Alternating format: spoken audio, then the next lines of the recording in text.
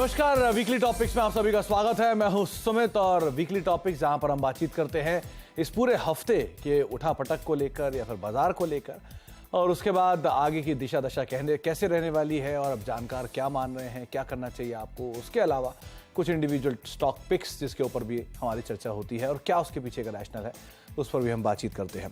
और हर बार की तरह इस बार भी हमारे साथ दो जानकार मौजूद हैं। हमारे साथ अम्बरीश बालिगा हैं और साथ ही साथ नरेंद्र सोलंकी सर भी हैं।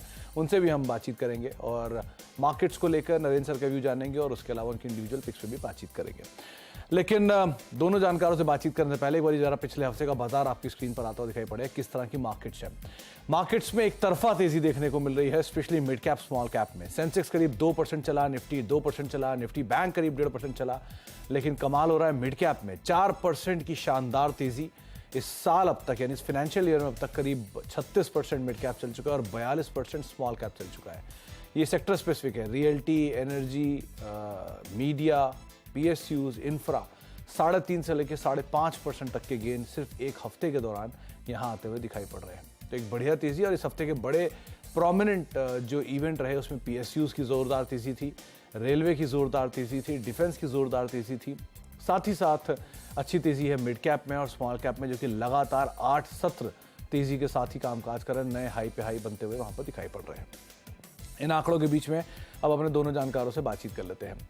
आप दोनों को नमस्कार। अम्बरीश सर आपको भी और नरेंद्र सर आपको भी बहुत बहुत शुक्रिया हमारे साथ मौजूद रहने के लिए और अपना समय हमें देने के लिए।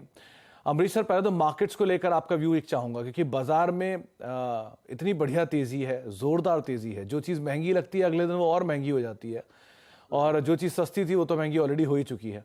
So mid cap small cap में ज़ोरदार तेज़ी है और वो तेज़ी कहीं से भी ओवरसोल्ड नहीं दिख रही है, अभी भी वो बाय ही दिख रहा है हर रोज़ के मोमेंटम को देखकर। आप कैसे रीड कर रहे हो इस तरह की तेजी को? क्योंकि देखिए मार्केट ने काफी अच्छा सपोर्ट लिया, वो 19,200 19,300 बैंड में काफी अच्छा सपोर्ट लिया और वहां से जो बाउंस बैक देखा है, और मैंने काफी काफी लिक्विडिटी भी है मार्केट में। And as long as people are making money, लोग एक्स्ट्रा लिक्विडिटी डाल रहे हैं। And basically all this is coming mostly from HNIs और लाइक रिटेल इन्वेस्टर्स, क्योंकि हम लोग देख रहे हैं कि मिड कैप और स्मॉल कैप ही ज्यादा चल रहे हैं। But then at the same time मैं बोलूँगा कि ये सब स्टॉक्स काफी एक्सपेंसिव हो चुके हैं, पर यहाँ से भी ऊपर जा सकते हैं, no doubt, because the momentum is there और लिक्विडिटी है, जो मैं बोल रहा था। At the same time there are not too many like negative news as of now. तो उस हिसाब से I think the momentum can continue for a while longer. पर इस लेवल पे मैं यदि आप पूछे तो I mean whether you be investing fresh, I mean I will be possibly not be investing too much, क्योंकि जो मेरा ट्रांजैक्शन मैं अभी कर रहा हूँ उसमें मैं आउट ऑफ 100 रुपीज 80 रुपीज का मैं बेचता हूँ, 20 रुपीज का ही लेता हूँ मैं। वैसे रणनीति अच्छी है कि 80 रुपए का माल बेचो और 20 रुपए का माल खरीदो। लेकिन अम्बरीश सर, एक बात आपसे और समझना चाहूंगा, क्योंकि जिस तरह की तेजी आई है, इस तेजी में मिड कैप स्मॉल कैप तो बहुत महंगे हो गए, लेकिन लार्ज कैप उतना महंगा नहीं हुआ है। अगर आप IT मिड कैप देखेंगे तो पूरा का पूरा ट्रिपल डिजिट PE तक पहुंचने की कगार पे है, लेकिन लार्ज कैप में TCS, इन्फोसिस, बीट, विप्रोज और एनी अदर IT कंपनी सब सस्ते हैं। इवन एग्रोकेमिकल में UPL जैसे स्टॉक नीचे मिल रहे हैं, बाकी सब इतने महंगे हो चुके हैं। सो लार्ज कैप में अपॉर्चुनिटी ज्यादा नहीं दिख रही है आपको कंपेरेटिवली मिड कैप के? देखिए लार्ज कैप में अपॉर्चुनिटीज है, पर I mean since the market already I mean is I mean high, पर ये भी मैं नहीं बोल रहा हूँ कि it can't go higher, it can possibly go higher. We could see 20,000 levels और पॉसिबली 20,500 21,000 लेवल्स भी देख सकते हैं मार्केट। पर मैं बोलूंगा as of now it is more of a trading sort of a market than a investment, क्योंकि इस लेवल पे इन्वेस्ट करना it is quite difficult to justify most of the stocks, क्योंकि अभी भी थोड़े बहुत वैल्यूज है। जैसे कि मैंने कहा कि 80-20 का मेरा रेशियो है, जो 20 का रेशियो है जहां पे मैं बाय कर रहा हूँ वहां पे मुझे वैल्यू दिख रहा है, मैं बाय कर रहा हूँ। पर जहां पे मुझे लग रहा है कि काफी एक्सपेंसिव हो चुका है, वहां पे मैं इनफैक्ट बेच के I am in fact sitting on cash, क्योंकि currently if you look at the portfolio, करीब 30% कैश में मैं बैठा हूँ अभी। 30% कैश में, और अच्छी वैल्यू जहां दिख रही है वहां पर निवेश करना ज्यादा लॉजिकली सही रणनीति सोफार दिखाई पड़ रही है। नरेंद्र सर, आप कैसे देख रहे हो मार्केट्स को? क्योंकि एक तरफ डर भी है और एक तरफ तेजी भी है, तो ये जो सही ब्लेंड है यहाँ निकालना बड़ा मुश्किल हो रहा है। कहाँ जाएं, कहाँ पैसा डालें, कहाँ ना डालें। हर एक खबर डिस्काउंटेड भी है, उसके बावजूद भी शेयर चल रहा है। तो कैसे माने हम बाजार को, कैसे देखें, कैसे रीड करें यहाँ की तेजी को? जी सुमित जी, डेफिनेटली मार्केट का ओवरऑल मोमेंटम और पोजीशनिंग का काफी पॉजिटिव है। और रिसेंटली जो हमने मिड एंड स्मॉल कैप में रनअप देखा है, तो अगर आप ध्यान देंगे तो 2-3 महीने पहले एक वैल्यूएशन गैप हुआ करता था large cap and mid caps के अंदर, जो फिलहाल की रैली के बाद वो वैल्यूएशन गैप काफी ऑलमोस्ट क्लोज हो चुका है। और अपने जो हिस्टोरिकल एवरेजेस पे ये ट्रेड किया करते थे, अभी ऑलमोस्ट उस लेवल पे ये आ चुके हैं। तो definitely mid cap small caps में जो हमारा पोजीशनिंग है वो अब फिलहाल यही है कि इसमें आप कंटिन्यू राइड करें, फ्रेश इन्वेस्टमेंट नहीं करें और कॉशियस व्यू रखें। और जहां तक लार्ज कैप का सवाल है, तो अगर आप अर्निंग्स देखें तो अराउंड 17 टाइम्स FY25 निफ्टी अभी ट्रेड कर रहा है। और लार्ज कैप में हमारा व्यू है कि यहाँ पे अब थोड़ा कैचअप होना चाहिए in comparison to mid cap, और आउट परफॉर्मेंस लार्ज कैप दिखा सकता है। और अगर आप निफ्टी की बात करें या बड़े इंडेक्स की बात करें, तो उसमें आप गौर कीजिएगा कि जो फाइनेंशियल्स हैं या स्पेसिफिकली जो बैंक हैं वो नहीं चले हैं, जिसके प्राइमरी रीजन वो है जिसके कारण निफ्टी अभी भी 20,000 लेवल को टच नहीं कर पाया है। और अगर YTD परफॉर्मेंस भी देखें तो 5-7% का ही रनअप है, जो कि अराउंड काफी बड़ा वेट रखता है इंडेक्स के अंदर। तो लार्ज कैप में यहाँ पे आउट परफॉर्मेंस हमको दिखाई दे रही है, और मिड कैप में डेफिनेटली जो वैल्यूएशन गैप है वो कवर हो चुका है, और कॉशियस अप्रोच लेके रखने की यहाँ पे जरूरत है। तो नरेंद्र सर, दिक्कत नहीं हो रही क्योंकि क्लाइंट पैसा लेकर रेडी है अभी भी और डालने के लिए, और एक तरफ दूसरा क्लाइंट वो खड़ा है जिसके प्रॉफिट्स ऑलरेडी मल्टीपल टाइम ऊपर आ चुके हैं, तो दोनों का ब्लेंड कैसे निकालते हो आप?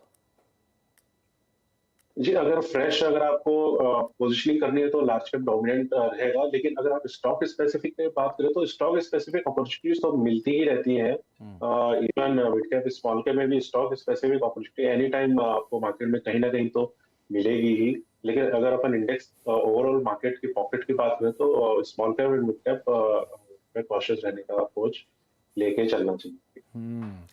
स्टॉक स्पेसिफिक अप्रोच, ये बात तो सही है, और अपॉर्चुनिटी मिलती रहेगी। तो अब अपॉर्चुनिटी की बात हुई है तो शुरुआत भी कर लेते हैं अपॉर्चुनिटी के साथ। अमरीश सर, आपकी तरफ से पहला सौदा या पहला स्टॉक जिसको आप नजर रखे हुए हो, कौन सा होगा? पहला स्टॉक है Chemcon speciality chemicals. Speciality chemical sector में है जहां पे अंडर परफॉर्मेंस देखा है, पर मुझे लगता है कि आगे जाके we should see much better performance from these companies. तो ये कंपनी प्रोड्यूस करती है स्पेशलाइज्ड केमिकल जैसे oil field chemicals, pharmaceutical chemicals और एग्रोकेमिकल इंटरमीडिएरीज। फार्मास्यूटिकल केमिकल करीब 64% है of the overall revenues, whereas oil field chemicals करीब 30% का है। और ओवरऑल जो इनके एक्सपोर्ट्स हैं, it is about 59% of the revenue. Pharma sector के लिए स्पेशलिटी केमिकल जो बनाते हैं HMDS जिसका नाम है, केमकॉन अकेला मैन्युफैक्चरर है इंडिया में और थर्ड लार्जेस्ट ग्लोबली।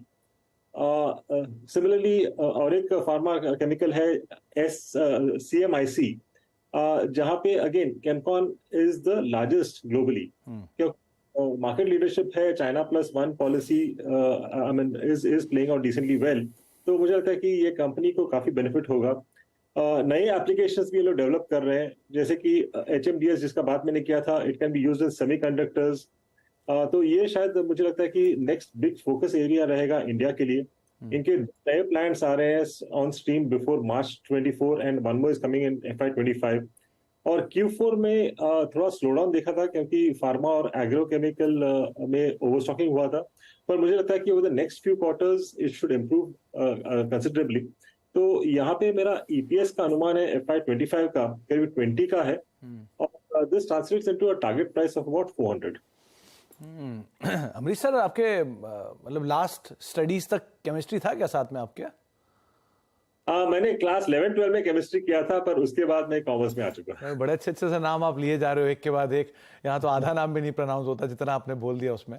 और लास्ट टाइम भी जब आपसे बात हुई थी तो आपने केमिकल की तेजी पकड़ी थी, और उसके बाद से क्या बढ़िया मूव आया है वो इनग्रेविया जैसे शेयरों में या फिर फाइन ऑर्गेनिक्स जैसे शेयरों में अच्छी तेजी आते हुए दिखाई पड़ी है। तो एक नया नाम केमकॉन स्पेशलिटी, इसके ऊपर आप नजर रख सकते हैं अगर आप केमिकल की स्टोरी को प्ले करना चाह रहे हैं तो। नरेंद्र सर, आपकी तरफ से पहला नाम? जी, पहला हमारा पिक लार्ज कैप स्पेस से ही होगा जैसे हम बात कर रहे थे। और लार्ज कैप में भी डिफेंस PSU कंपनी है, अभी PSUs भी काफी फ्लेवर में है। कंपनी का नाम है हिंदुस्तान एरोनॉटिक्स लिमिटेड। और कंपनी के अगर आप इंटरनल्स देखें, चाहे वो फाइनेंशियल्स हो या ऑर्डर बुक पोजीशन देखें, तो 82,000 करोड़ का ऑर्डर बुक है, 26,000 करोड़ ऑलरेडी ऑर्डर्स आ चुके हैं और कंपनी एक्सपेक्ट कर रही है कि रिमेनिंग ईयर के लिए भी अराउंड 48 से 58,000 करोड़ के ऑर्डर आएंगे। और अगर आप फ्यूचर के जो प्लान्स कंपनी के देखें, तो अभी लेटेस्ट में एक न्यूज आ रहा है कि एचएएल ने प्रपोज किया है अपने सुखोई 30 एमकेआई की जो फ्लीट है उसको अपग्रेड करने का एक प्रोग्राम प्रपोज किया है। और उस अपग्रेड में काफी सारी अपग्रेड्स को लेके आ रही है, जिसमें पूरा कॉकपिट रिवैम्प होगा, उसके अंदर जो उनका रेडार है वो पूरा completely make in India radar लगेंगे। ऐसे करके काफी बड़ा प्रोग्राम है जिसमें 25 से 27 एयरक्राफ्ट पर ईयर ये लोग रिवैम्प करने का सोच रहे हैं। और जो पूरी फ्लीट की साइज है वो 300 के अराउंड है और ये 26-27 से स्टार्ट होगा, 34 तक कंप्लीट होगा। तो ये भी काफी एक बड़ा बिजनेस प्रोपोजिशन अगर अप्रूव होता है तो हेल के लिए काफी लॉन्ग टर्म के लिए अच्छा होगा। तो इसमें हमारा जो टारगेट है स्टॉक का वो है अराउंड 4,425 रुपीज। 4,425 रुपीज, जबकि ये शेयर ऑलरेडी 1 लाख करोड़ की मार्केट कैप हिट कर चुका है और एक बढ़िया ऑल टाइम हाई दिखा रहा है। उसके बावजूद अच्छी तेजी की उम्मीद नरेंद्र सर अभी भी लगाकर चल रहे हैं। तो डिफेंस की जो स्टोरी है वो लगातार तेजी में है और ऑनगोइंग समिट G20 समिट में भी कुछ नए करार आते हैं जो विदेशों को लेके, तो वो भी इस कंपनी के लिए अच्छे टेलविंड के तौर पे कामकाज करेंगे। रिसेंटली मज़गांव डॉक में भी एक करार हुआ तो उसका इम्पैक्ट भी हमने देखा, स्टॉक में 10% की तेजी है। तो आप HCL पे नजर रखें, 4425 रुपये का टारगेट यहाँ पर आप देख सकते हैं। अमरीश सर, आपकी तरफ से दूसरा नाम? दूसरा नाम है नुवोको विस्टास। ये निर्मा ग्रुप को बिलोंग करता है और इंडिया का 5th लार्जेस्ट सीमेंट ग्रुप है। इंस्टॉल कैपेसिटी करीब 23.82 मिलियन टन्स का है। They have about 54 ready mix concrete plants भी हैं इनके। और इस महीने में इनका हरियाणा प्लांट का एक्सपेंशन हो रहा है। उसके बाद total capacity will be about 25 million turns. Performance improve हो रहा है। Q1 में हम लोग देखा कि 7% वॉल्यूम ग्रोथ देखा था। एबिटा मार्जिन्स भी इंप्रूव हुए थे because of fuel cost reduction. Demand robust है ड्यू टू इंफ्रा और रियल एस्टेट का जो डिमांड है। पर अभी हम लोग देखें कि like the margins will also start improving. यहाँ पे जो मेरा FY25 का एक्सपेक्टेड EPS है करीब 15 का है और यहाँ टारगेट बनता है 450 का। नुवोको विस्टास सीमेंट स्पेस की एक one of the largest company. लेकिन अमरीश सर, एक चीज पूछना चाहूंगा, इस कंपनी की जो एक्चुअल वर्थ है वो अब तक मार्केट ने उसे ठीक से दिया नहीं, जब ये लिस्ट हुई थी उसके बाद से भी। और दूसरा, ये एक बढ़िया टेक ओवर कैंडिडेट भी है, खासतौर से उन कंपनियों के लिए जो कि कैपेसिटी ऐड करना चाहते हैं। सीमेंट में बहुत आसान होता है, नई कंपनी एक्वायर करो और कैपेसिटी ऐड कर लो। तो ये कई बार टेक ओवर कैंडिडेट के तौर पर भी आया है। क्या ऐसी पॉसिबिलिटी मान के चलें क्या इनके साथ? एग्जैक्टली ये शायद प्ले आउट हो सकता है may be after about 18 to 24 months, जब इनका सब एक्सपेंशन हो जाएगा एंड कैपेसिटी यूटिलाइजेशन अच्छा हो जाएगा। I think that is the time शायद it will become a takeover candidate. और शायद उस वक्त का टारगेट इससे काफी हायर रहेगा। एज ऑफ नाउ टारगेट रखता हूँ 450 का, क्योंकि ये करेक्ट बहुत हुआ है इसलिए आपके टारगेट्स थोड़े से ही ऊपर हैं। लेकिन अगर सिचुएशन बदलती है, नंबर्स में आना शुरू होता है और नई कैपेसिटीज़ को एक्वायर करने वाला कोई दावेदार आता है तो ये दाम ज़रूर पलट सकते हैं। इसलिए नुवोको विस्टास, इस लिहाज से आप इसके ऊपर नज़र रखेंगे। लिस्टिंग को बहुत समय नहीं हुआ, लेकिन हाँ, ये ग्रुप बहुत अच्छा है, निर्मा ग्रुप की कंपनी है और बढ़िया कैपेसिटी है, देश की 5वीं सबसे बड़ी सीमेंट कंपनी है। तो अगर किसी भी प्लेयर को कैपेसिटी ऐड करनी है तो उनके लिए एक अच्छा कैंडिडेट के तौर पे इस कंपनी को भी वो देखेंगे। तो आप 450 रुपये के टारगेट्स के लिए इस कंपनी को देख सकते हैं। नरेंद्र सर, आपकी तरफ से दूसरा नाम?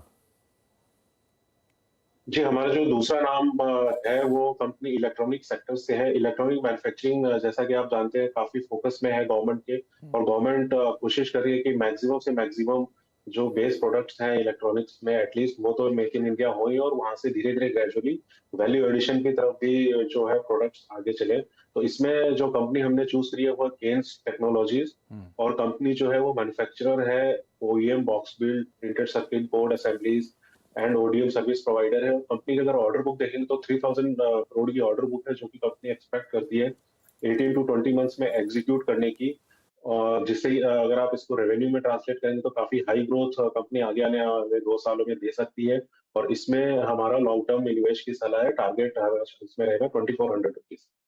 2400 रुपये के टारगेट्स के लिए आप केन्स टेक को देख सकते हैं। 2036 का मौजूदा स्तर है, यानी कि अभी भी 20% का पोटेंशियल अपसाइड स्टॉक में बनता हुआ दिखाई पड़ रहा है। नरेंद्र सर, ये हाल की ही लिस्टिंग है, बहुत ज़्यादा इसने समय बिताया नहीं है, लेकिन वो जिस तरह से डिक्सन और एम्बर इनकी री रेटिंग हुई है या फिर EMIL जैसी कंपनियों की री रेटिंग हुई है, क्या मान के चले कि वो एक पॉसिबिलिटीज यहाँ पे भी दिख रही है आपको? PLI का बड़ा बेनिफिशियरी बन रहा है? जी हाँ, बिल्कुल। और अगर इसके आप टॉप लाइन देखें और ऑर्डर बुक से कंपैरिजन करें तो एग्जीक्यूशन देखें तो काफी हाई ग्रोथ कंपनी आने वाले सालों में दिखा सकती है। और जो इसकी अर्निंग्स में जो ट्रांसलेशन आएगा, जो ग्रोथ के on the back of growth, वो जो इसका मल्टीपल्स है वो काफी रीजनेबल हो जाएंगे। तो काफी अच्छी पॉसिबिलिटीज है on the back of high growth. तो बढ़िया ग्रोथ के मद्देनजर आप अगर स्टॉक को देखना चाह रहे हैं तो केन्स टेक्नोलॉजीज, इसके ऊपर आप नजर रखेंगे। 2400 रुपए के टारगेट्स के लिए, यानी कि 20% के पोटेंशियल अपसाइड के लिए स्टॉक को आप देख सकते हैं। तो 4 स्टॉक जिनके ऊपर बातचीत हो चुकी है। एक छोटे से ब्रेक का वक्त है, ब्रेक के बाद लौटते हैं। 2 और स्टॉक हैं, उनके ऊपर भी बातचीत करते हैं और साथ साथ कुछ बजिंग स्टॉक है, उनके ऊपर भी बातचीत करते हैं छोटे से ब्रेक के उस पार। और हम हर बार की तरह पूरे हफ्ते पर तो नजर रखे ही हैं और साथ ही साथ कुछ और स्टॉक्स जिनको आप इस तेजी में भी या इस तेजी के बावजूद भी एक अच्छे हिस्सा बना सकते हैं अपने पोर्टफोलियो का, जहां पर आप नजर एटलीस्ट रख सकते हैं। तो 2 जानकार हमारे साथ मौजूद हैं, अमरीश सर मौजूद हैं और नरेंद्र सर मौजूद हैं। उनसे हम बातचीत कर रहे हैं अलग अलग स्टॉक्स को लेकर भी। अमरीश सर, आपकी तरफ से तीसरा नाम? तीसरा नाम है विएटेक वाबाग। ये प्रोवाइड करता है कंप्लीट रेंज ऑफ वाटर और वेस्ट वाटर ट्रीटमेंट सॉल्यूशंस। करीब 90 पेटेंट्स हैं इनके पास। डिसैलिनेशन का एक काफी बड़ा अपॉर्चुनिटी है कंपनी के लिए। स्ट्रॉन्ग एग्जीक्यूशन ट्रैक रिकॉर्ड है। मोर देन 2300 प्रोजेक्ट्स इन्होंने कंप्लीट किया है लास्ट 30 साल में। ऑर्डर बुक पोजीशन करीब 12,000 करोड़ का है, which is equal to about 3x FY24 estimated revenue. Asset light model है और O&M के कारण इनका जो एन्युटी बिजनेस है वो भी स्टेडीली ग्रो कर रहा है। गवर्नमेंट का भी फोकस है जल जीवन मिशन और नमामि गंगे प्रोजेक्ट्स पर, so which is positive for this company. और ESG रेगुलेशंस टाइटन हो रहे हैं तो demand for water related projects भी काफी बढ़ रहे हैं। तो यहाँ पे मेरा FY25 का एक्सपेक्टेड EPS है करीब 52 का और इससे मेरा टारगेट बनता है 624 का। 624 रुपए के टारगेट्स के लिए आप वाटेक वबाग को देख सकते हैं। ये अमरीश सर, पिछली तेजी के बाद इसने बहुत गिरावट दिखाई थी। एक ज़माने में 4 डिजिट का स्टॉक होता था और टूट के ये लोअर 3 डिजिट की तरफ चला गया था और वापस वहाँ से पिकअप कर रहा है। और ये यूनिक बिजनेस मॉडल में कंपनी काम करती है, इस तरह की कोई कंपनी भी नहीं है। तो ये वैल्यू बाय तो बहुत समय से थी, लेकिन पिकअप नहीं पकड़ पा रहा था। तो क्या लग रहा है, पिकअप आएगा क्या इस बार इसमें? अभी ये काफी गिरने के बाद पिकअप आया था बीच में, and again we have seen some small correction. Although earnings काफी अच्छे थे, they are walking the talk. जो इन्होंने प्रॉमिस किया था डिलीवरी का वो कर रहे हैं। तो I think this is a long term sort of a buy. और in fact I mean I will not be surprised यदि ये यहाँ से मल्टी बैगर बनता है over the next 5 to 6 years। पर जो मेरा ये टारगेट है 624 का, that's only for the next 8 to 9 months। यदि I can hold on for the next 3-4 years, ये काफी अच्छा रिटर्न देगा।